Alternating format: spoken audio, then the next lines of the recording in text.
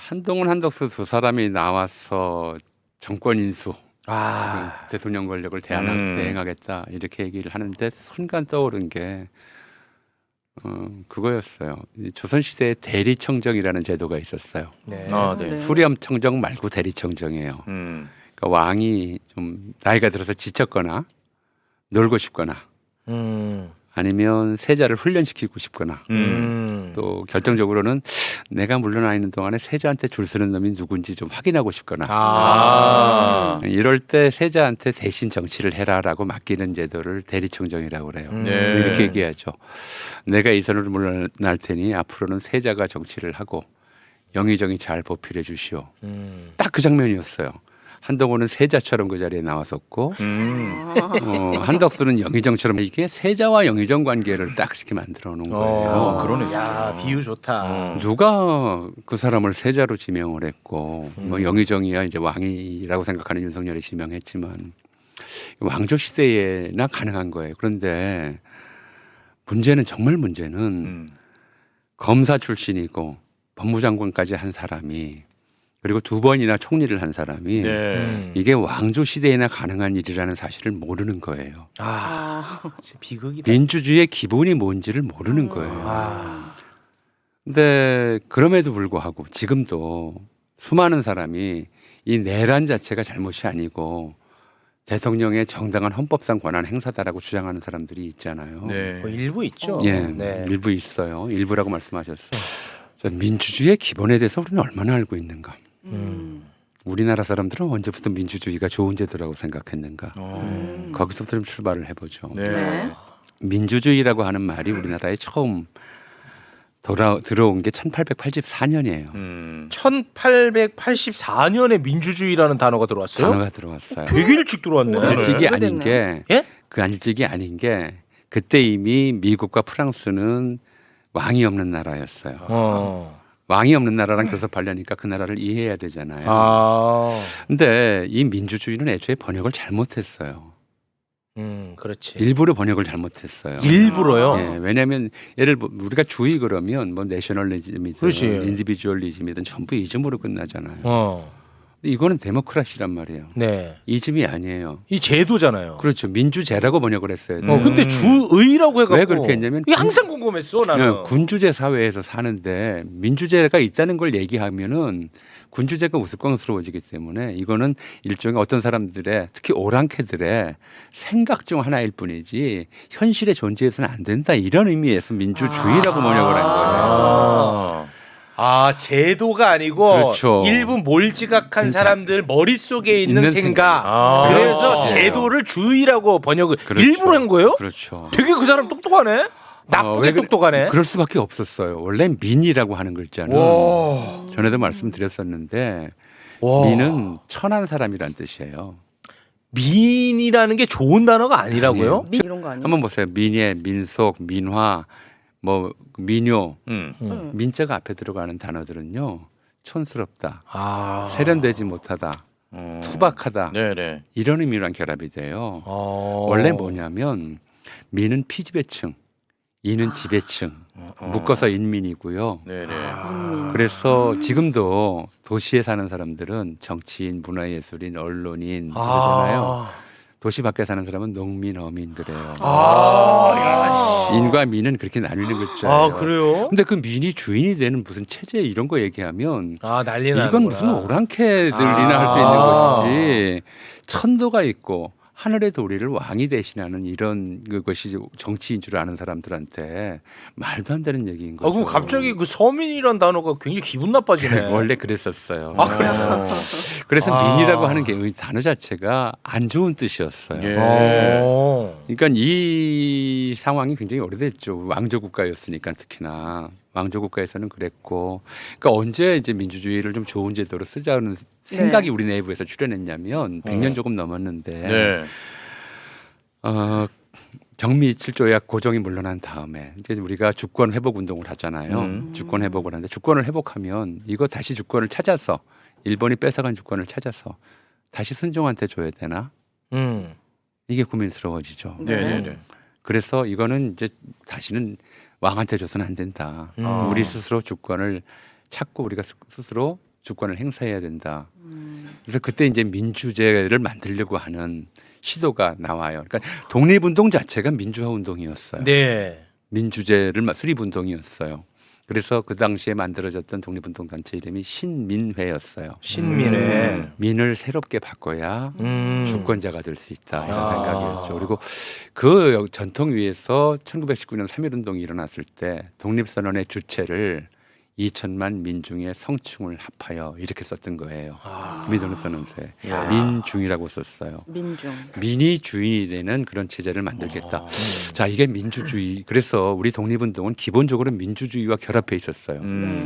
나라 찾아서 순종한테 줄 수 없다는 거예요. 네. 그러려면 우리 그래서 이 대한민국이 만들어진 것이고 대한민국 임시원장이 대한민국은 민주공화제로 함이라고 선언했던 거죠. 그런데 친일파는 어땠겠느냐. 이 사람들은 한편으로는 민족 반역자지만 한편으로는 민주주의 혐오자였어요. 이 사람들은 민주주의가 더 무서웠어요. 왜요? 더 싫었어요. 자, 보세요. 왕이 있으면 왕조 체제의 짝은 언제나 귀족주의예요. 왕이 있으면 귀족이 반드시 있어요. 네. 무슨 뭐 백작이니 뭐니 아직도 영국에는 그런 자규가 있잖아요. 왕이 있으면 귀족이 있고 자기들은 귀족이거나 기득권층들은 네. 왕을 중심으로 개서화된 위계화된 이런 체제에서 사는 게 기득권을 안정적으로 유지하고 세습하기에 훨씬 편해요. 그러니까 내가 일본 왕을 모시는 한이 있어도 일본 왕을 모시는 한이 있어도 저 개돼지들하고 평등한 주권을 행사하면서 살 수는 없다. 이런 생각을 하는 거예요. 그러니까 친일파는 단지 민족 반역자가 아니라 반민주 세력일 반민주 수밖에 없네. 세력이었어요. 아니 네. 듣고 보니까 이게 풀리네. 그렇죠. 친일파랑 반민주 세력이랑은 연결고리가 없어. 네. 이제 풀리네. 그 사람들한테는 일본 천황한테 충성하는 게 애국이었고요. 그게 이제 거기에- 귀족이고. 그래서 왕정 체제를 교수님이 지지했어요. 그러니까 윤석열 대통령이 이제 윤석열 씨가 전에 그런 얘기를 했어요. 공산전체주의 세력은 늘 민주화 운동가, 인권 운동가, 진보주의 활동가로 가장하고 네. 악랄하고 무슨 폐륜적인 언행을 일삼았다. 이게 그런데 이 말을 누가 했던 말이냐면 이와 거의 유사한 말을 네네네. 일본 군국주의자들이 했던 말이에요.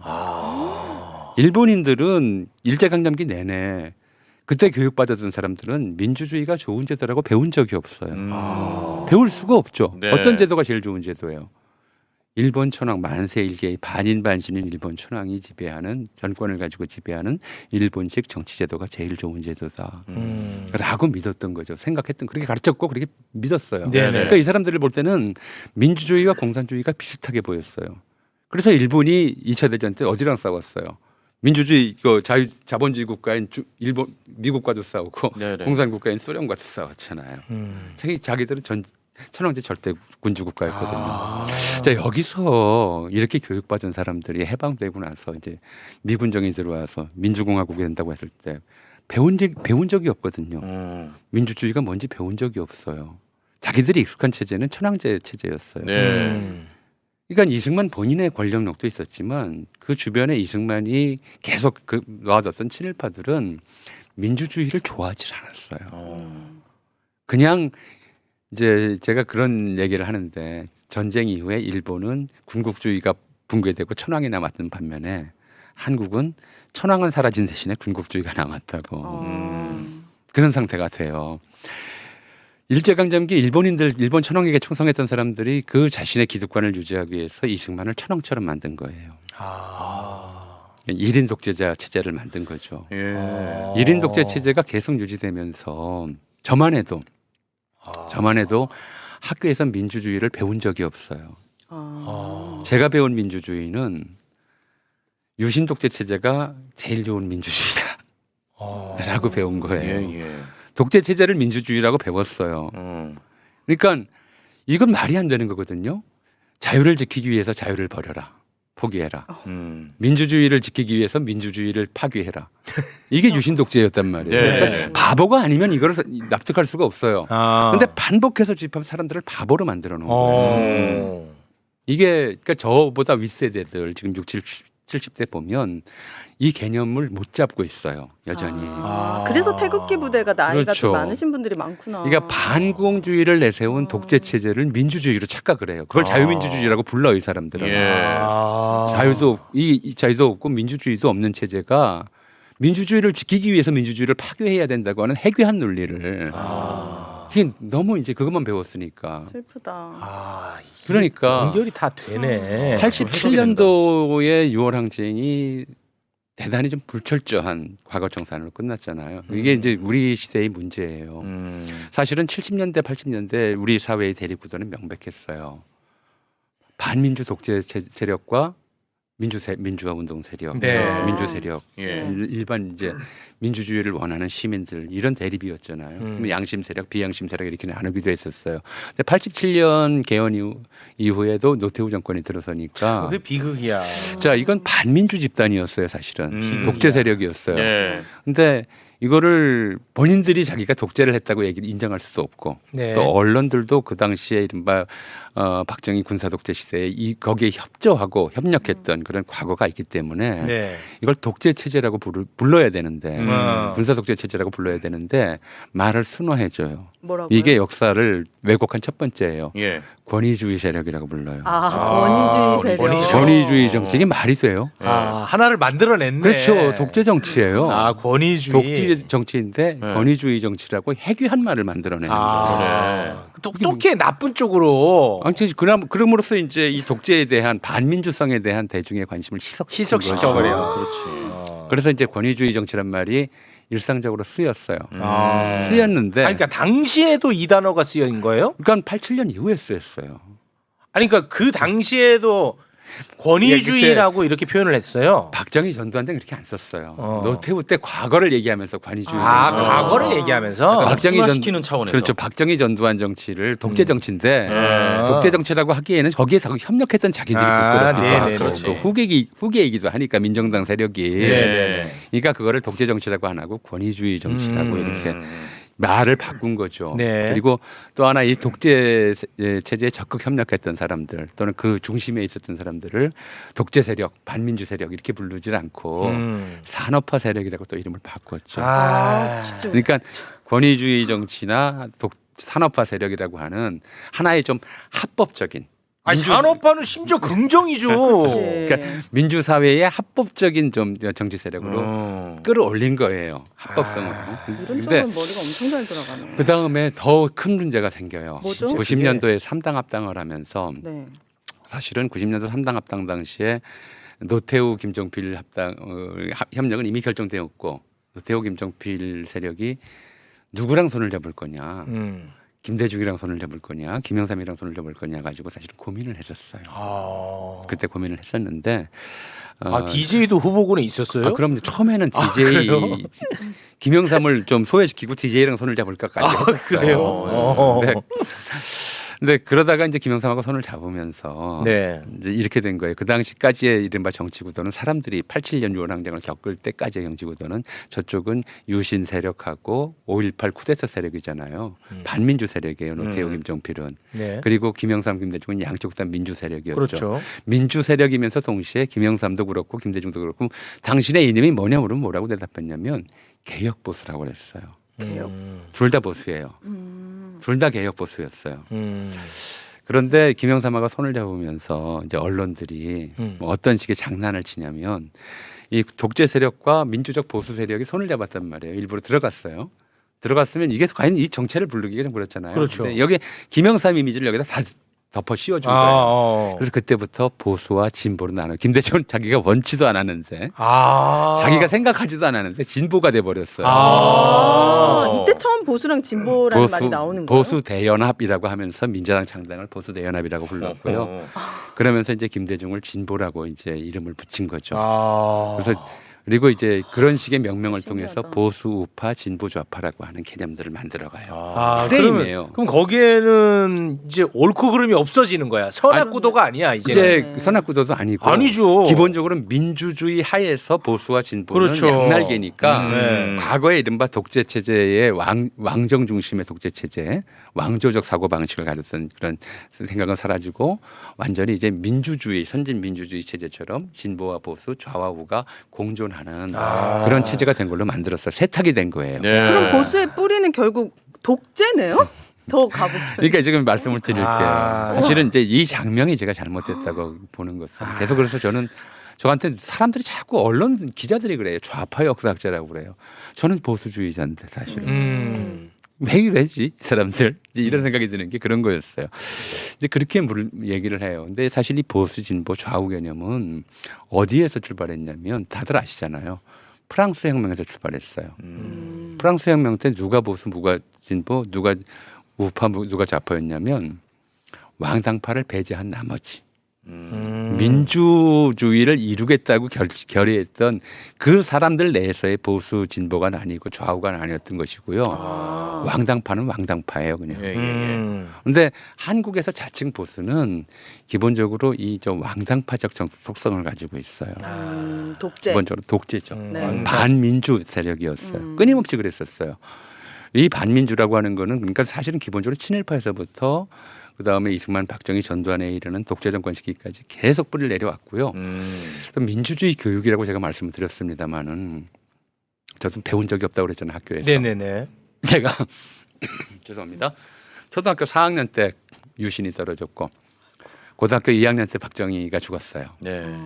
그러니까 초등학교, 중학교, 고등학교 내내 유신 체제가 제일 좋은 민주주의라고 배우고 사는 세대예요. 그렇겠죠. 그래서 학교에서 이 민주주의에 대해서 실질적인 교육이 가능했던 시대가 언제부터냐면 80년대 말부터예요. 80년대 말은 사실 90년대 초부터예요. 네. 교과서 바뀌고 교사들이 여기에 이제 가르칠 수 있게 된 시대가. 그러니까 지금 우리 한국 민주주의를 지탱하는 가장 튼튼한 세대가 40, 50대인 것은 이 사람들이 비로소 정상적인 민주주의 교육을 받은 사람들이에요. 40, 50대가 경험도 경험이지만 살아오면서 겪은 경험도 경험이지만 학교에서부터 민주주의 교육을 제대로 받은 첫 세대예요. 그전 세대들은 학교에서 뭐 공부 제대로 안 하고 그냥 대충 배웠으면 그냥 민주주의의 반대말은 공산주의 이래버려요. 아니, 그러니까 가령 그러면 그게 몇 년도예요? 뭐가요? 그 이제 민주주의를 제대로 교육한 87년 이후에 교과서가 바뀌고 89년도에 89년? 전교조 선포가 되고 그리고 이제 교사들이 우리 더 이상 이런 식의 노예교육, 식민지 노예교육은 우리가 가르칠 수가 없다. 네. 이렇게 선언한 것이 전교조 설립되고 막 이때 막 교사들이 난리를 쳤잖아요. 89년. 그러니까 90년대 이제 이 전교조가 합법화된 거는 훨씬 뒤에요. 95년 이 무렵 돼서야 합법화가 되는데 네. 그 사이에도 이제 87년의 경험 때문에 이제 그 시절에 참여했던 사람들 이런 사람들이 교사가 돼서 학교에서 그래도 좀 의미 있게 가르치려고 애를 썼고요. 교과서가 바뀐 거는 이제 김영삼 시대에 들어와서 제대로 바뀌죠. 그러니까 대략 90년대 초반 90년대. 이때 이제 초중등 교육을 부터 초등등 교육을 받았다고 치면 거의 80년대 중후반 내 출생한 세대라야 그래야 이제 본격적으로 학교에서부터 민주주의 교육을 받았다 이렇게 볼 수 있겠죠. 네. 그런 좀 그런 게 굉장히 중요해요. 교육 자체가 이미 그렇게 돼 있었어요. 민주주의는 다시 말씀드리지만 1인 군주주의의 반대말이고요. 군주주의의 현대판이 1인 독재 체제의 반대말이에요. 네네. 근데 이 사람들 지금 쿠데타 내란을 해서 하려고 했던 것이 뭐냐면 계엄 자체의 논리가 있어요. 계엄을 선포하면 선포는 선포지만 해제는 언제 하느냐. 만약에 계엄이 성공했다면 언제 해제할까요? 그러니까 그게 저도 궁금하더라고요. 만약에 다 장악되면 어떻게 해제될 수 있죠? 계엄은요 자체 논리가 있어요. 이거는 수많은 사람을 영장 없이 체포, 구금, 투옥, 고문하는 그런 행위잖아요. 네. 그리고 국민의 기본권 전체를 제한하고 박탈하는 행위예요. 네. 범죄예요.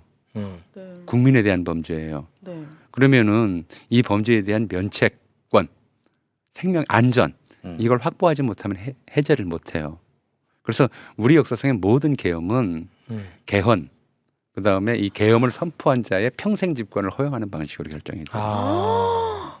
그러니까 이거는 그럼 이번에 예를 들어서 뭐 선포하고 개헌을 통해서 평생 집권을 확보한다든지 그렇죠. 뭔가 그런 약속을 받지 않고는 끝나지 않았어요? 자기가 어머나. 평화적 정권 교체를 못해요. 계엄을 선포하면 이 계엄 기간 동안에 저지르는 범죄가 워낙 워낙 광범위하기 때문에 그 죄의 무게에 짓눌려서 그 전까지는 권력을 탐해서 계엄을 선포했다고 하더라도 시작은 그렇게 했을지라도 선포를 하고 나면 그 죄의 무게에 짓눌려서 자기 권력이 생명줄이 돼요.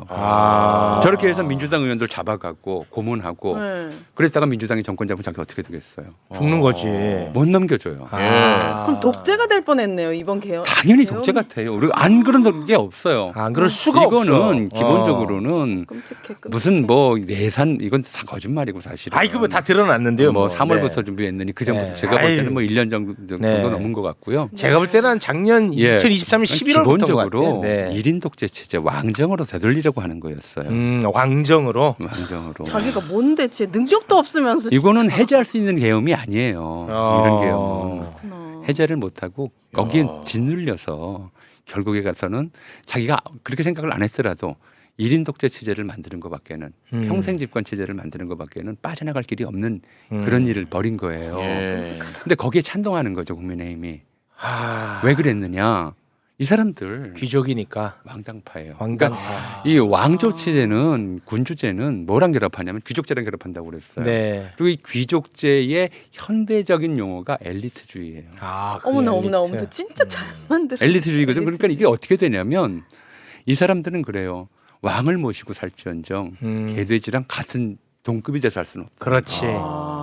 윤상현 씨 발언이 딱 그거예요. 딱이네. 1년만 지나면 다 찍는다. 걔들은 개돼지다 민중은. 그렇지. 우리는 특별한 엘리트고. 그렇지. 너무 이 짜증. 사상이거든요. 네. 이 생각을 가지고 계속 정치를 해왔고 해왔어. 그리고 우리 사회가 87년 이후에 이른바 독재체제 청산이 불철저했기 때문에 용어를 잘못 만들었어요. 그런 사람들을 반민주 세력이었었는데 권위주의 세력이라고 이름을 한 번 완화해줬다가 보수 세력이라고 또 한 번 더 완화해줬어요.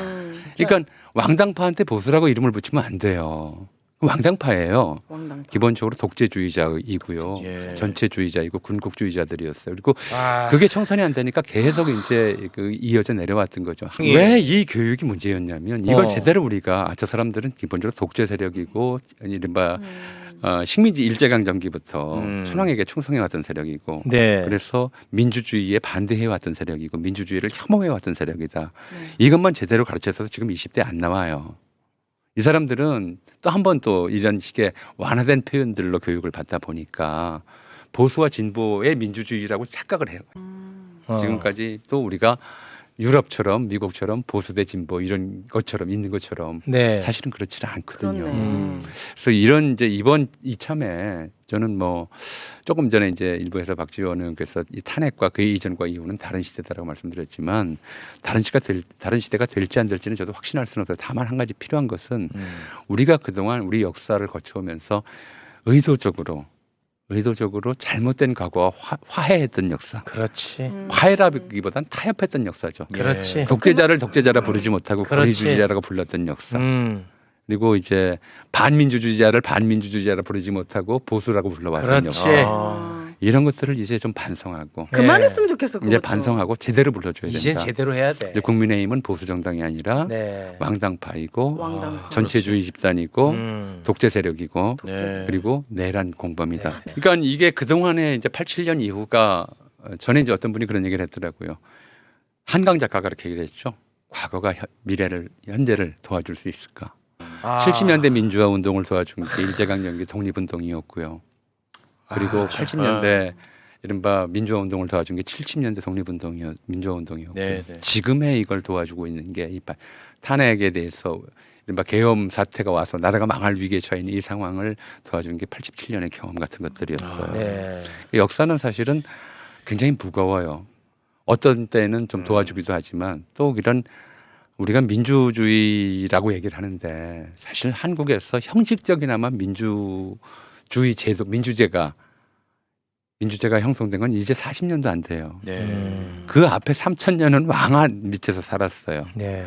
그러니 사람들의 의식은 잠재의식까지도 왕조 시대에 대한 생각이 워낙 강해요. 그런 것 향수가. 같아요. 네. 그거를 잘 벗어나지를 못해요. 네. 민주주의가 진전하기 위해서는 그걸 하나씩 좀 덜어내야 돼요. 네. 왕조 시대의 사고방식이나 관념이나 통념 이런 것들을 좋습니다. 이런 일들을 겪으면서 우리가 여전히 왕조 시대를 그리워하는 왕조 시대의 이른바 개돼지 백성처럼 살던 이런 시대에서 한 걸음씩 벗어날 수 있는 계기가 돼야 된다고 생각을 하고요. 네. 그게 이번 사태의 끔찍한 비극이고 사실 이 경제적 또는 외교적으로 입은 손실을 우리가 돈으로 환산할 수가 없는 네. 조금 다행이라면 네. 그런 교훈을 특히 젊은 세대에게 주었다라고 네. 하는 것 저는 그렇게 생각을 합니다. 알겠습니다. 네.